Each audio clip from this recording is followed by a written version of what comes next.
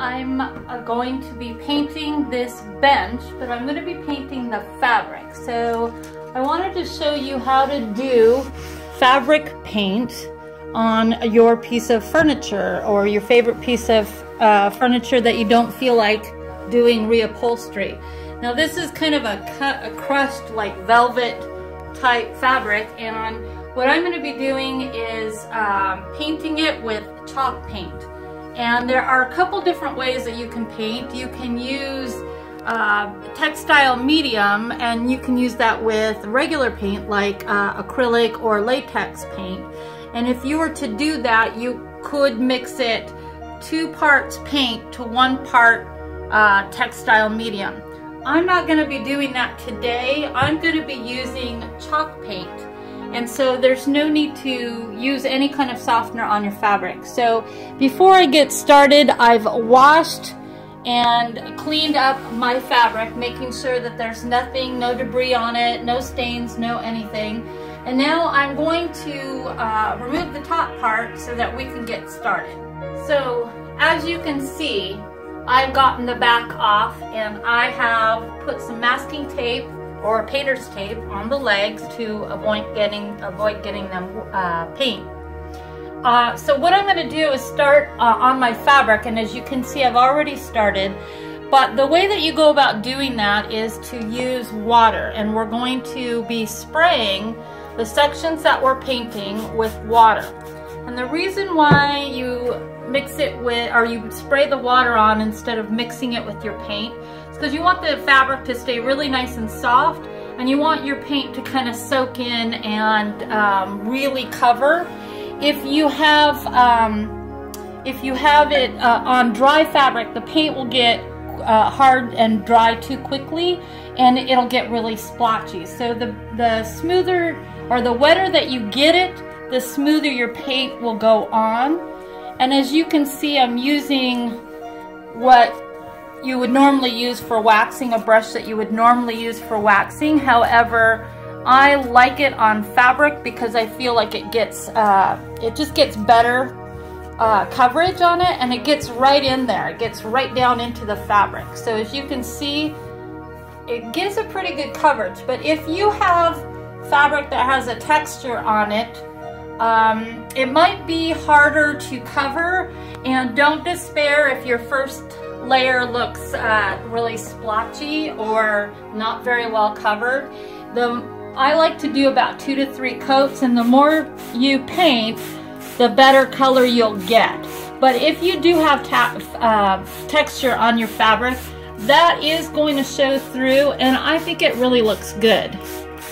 So let's get going on this and get it finished with our first coat, and then we'll come back and show you what that looks like. So as you can see, it's starting to dry, and as it's starting to dry, it gets less and less coverage, which is normal. So what we're going to do is leave it overnight, let it dry, and then tomorrow I'll be able to do another coat. But I don't know if you can see it, but as it's drying, it's not at all hard or crispy or crunchy or anything. It just feels kind of like a pleather, I think. So once we get a couple more coats on there, it's going to look really great. So we'll keep going. The second coat is on, and you can see I have a little bit of texture here, and I'm just going to sand that off.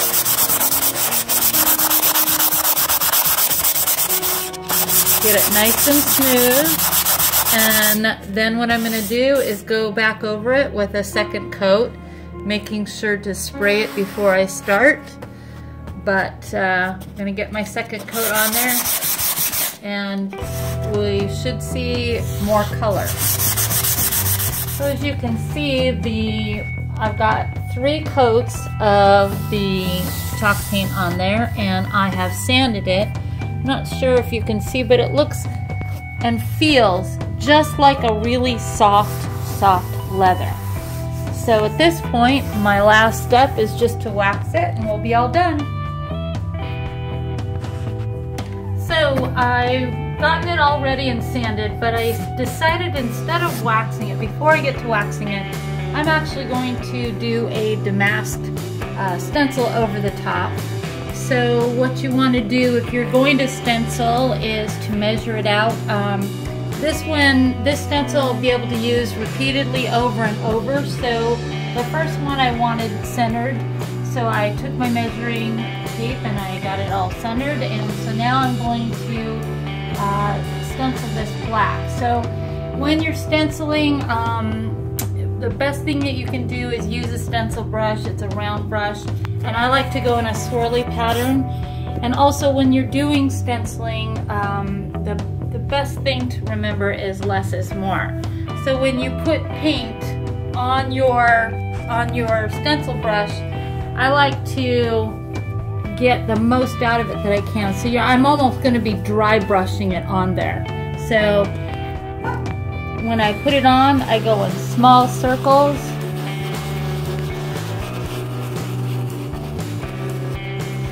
And if anything does happen, because it's not waxed yet, I can just go ahead and take my sanding block and just sand it down. But you can see, you really don't need a whole lot on here. You get pretty good coverage. So as you can see, I've got the first stencil done. Now this is one of those stencils that I can pair up right here and keep going. So what I'm doing right now is I'm going to tape the edges because I don't want to go over the edges. I'm not going to be following the stencil down the sides. I'm only going to be doing just the top. So because I'm going to be laying the stencil down like this, I want to make sure that I'm not getting any color on the seam. So I'm going to tape up all of the sides and then I'm going to keep going with my stencil. And fortunately, because it is chalk paint, it dries really quickly. So I just finished that and it's probably already dry. So as soon as I get this taped up, I'm going to keep going. So as you can see, it's all stenciled and I'm just going to add one last coat of wax. Keep it nice and soft. If you feel it's really nice and soft, and I just want to make sure to keep it that way, and set the